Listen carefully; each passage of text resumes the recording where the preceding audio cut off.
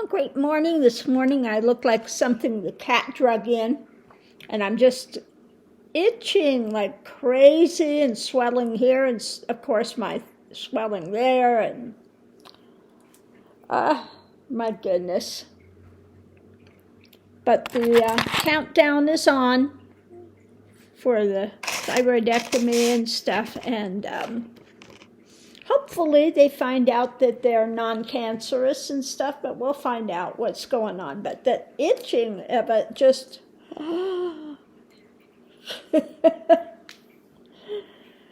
just is maddening. But I'm not going to be on so much today because it's Hodaga. It's Hogali Day, Hogali. So I will be on at the usual time, 5 p.m. Mountain Standard Time for Hogali today. So looking forward to that. Oh. So today, this morning, I'm just having some coffee and just going to kind of chillax today. And I still have another birthday present coming, something from my daughter. She said, let me know the minute it shows up. So I will do that. I have absolutely no idea what they're sending me. That's not looking good, is it?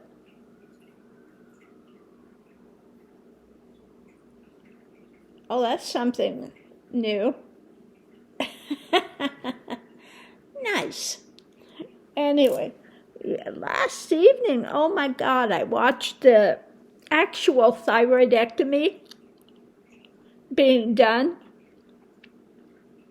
It was gruesome. So they go in. They go in through here, and they go through the first layer, and you see the fat and stuff, and then they start pulling the skin, That's right. No wonder they've got a sore throat and stuff when they're done. I mean, it can be pretty brutal. And they're pulling there, and then they have to go through some muscles here, and they have to cut through the muscles, and then they retract that part as well. And then they get down, and you see the parathyroid. They look like little bitty tiny thing, like almost looks like a little globule of fat or a little fish egg. Okay, they're really tiny.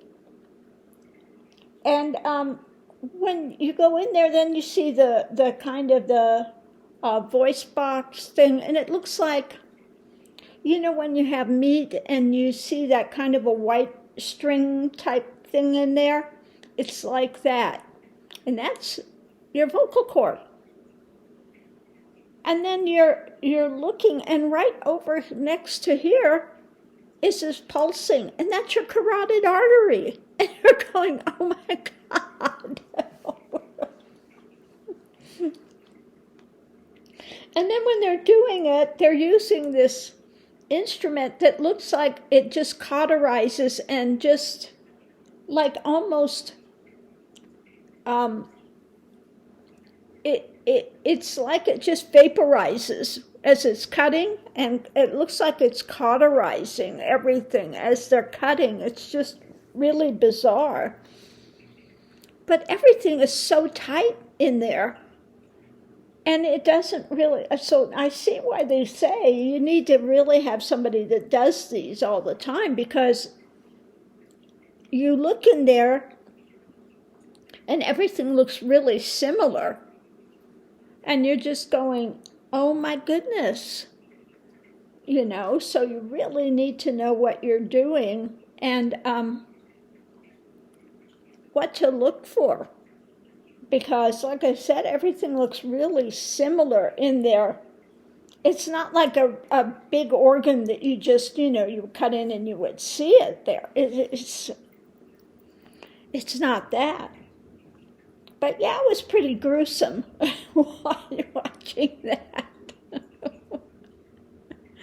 But I didn't know they had to cut through so many layers and muscles and do all of that to get to the thyroid. And it's just so, minuscule and so tight in there. And just as they're retracting everything and just looked kind of brutal. Now, I don't get too squeamish about these things. When I was working in the VA one time, and I don't know why they had me do that. They took me down to the morgue area and had me sewing up a cadaver. And it's like, you use kind of like those rug needle, a big rug needle, and you're trying to go through the chest stuff, and it's just looking like, I don't know if you've ever seen a dead body, but when it's cut open, it just looks like ribs, like you would find in the grocery store, meat and ribs and stuff. Yeah, it was odd, and you sew the cadaver thing back up a bit after they've done I guess they must have been, just doing an autopsy or something. So I have had that experience, and I don't get squeamish, but yeah, just watching them do an actual thyroidectomy, and it was enlightening. So I'm really happy I have a good surgeon, because, you're working in a little tiny space and having to retract all this stuff. And when they're retracting, it looks pretty brutal. And they have to be so precise when they're cutting, because there are so many layers there. Yeah. So anyway, I did watch an actual thyroidectomy being done last evening. And I can see why it takes so much time, because it's really, really intense work, and has to be done so slowly,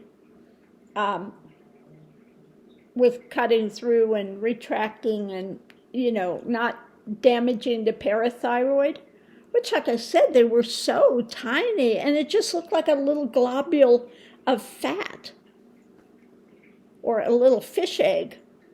It's how tiny it is. And so I can see how they can easily get damaged in that type of surgery, because they're really tiny. And so how something that tiny can do so much in the body is amazing. It's mind-blowing, really, when you look at that. And you actually see the internal workings and stuff as they're doing these surgeries, etc. But yeah, I'm actually pretty glad that I watched it, because I'm the kind of person, I really want to know what's going on, what takes place with it. And but I would not suggest that most people watch it, because it's pretty brutal looking as they're doing this. But I have to say, the things they were using to cut were so weird. It's like, it just kind of looks like it's vaporizing the tissue as they're cutting through. So it looks like that it's cutting but cauterizing it at the same time. So that was interesting. Um, but yeah, I was just thinking, as they're cutting this, I wonder if it, and it's cauterizing, if you're getting that smell from burning flesh. I was just like, I'm going to ask him. He's going to think I'm weird. Is there, when you're using those things and it's cauterizing and cutting, is there a smell of burning flesh with it? Yeah. Yeah. So anyway, that's what I did last night. I watched the thyroidectomies being done. Pretty gruesome. But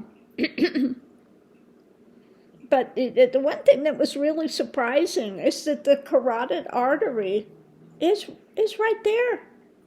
And when they get open, you can see it pulsing. Yeah. So yeah, you definitely want a surgeon that knows what they're doing. Just saying.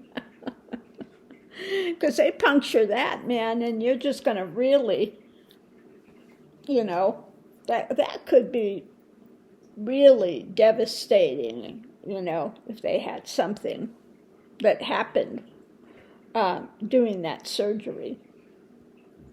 So, anyway, the countdown is on. And I've got to go pick up my, this thyroid medication that we're putting me on. So another complication.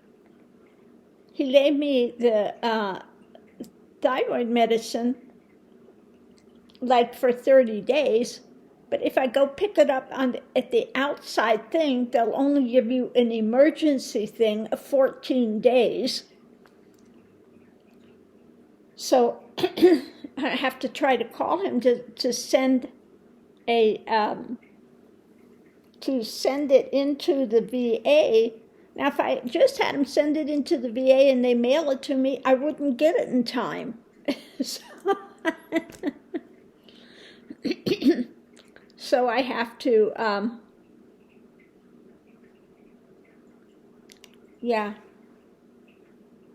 I have to have him send another one into the VA.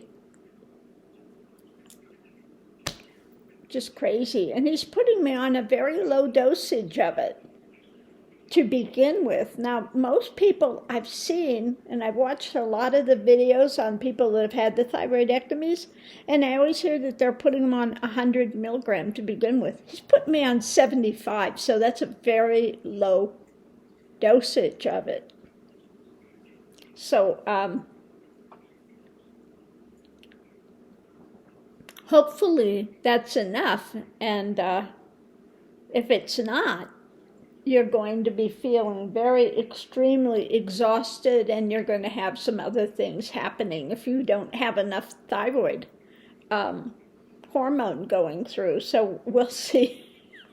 I was like, okay, 75, okay, we'll see. Oh my God. Craziness. Yeah. So, this evening, though, at the 5, I guarantee I'm not going to look like this for the hoagie time. I'm not doing everything until it gets closer to that time today. So, sorry, you got to deal with this morning. Anyway, on that note, I did have a good time. The lobster was good. So I did enjoy that. But I have this weird thing that's happening now all the time. They call it, what is it, rhinitis or something? Whatever I eat, doesn't matter what I eat, I get a running nose.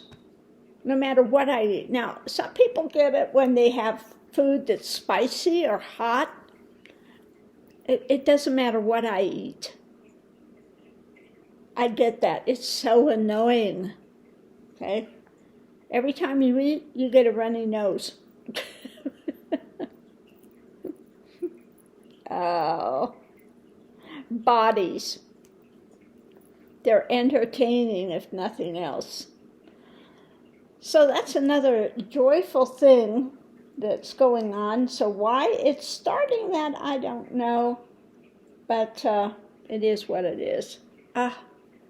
Today it's just...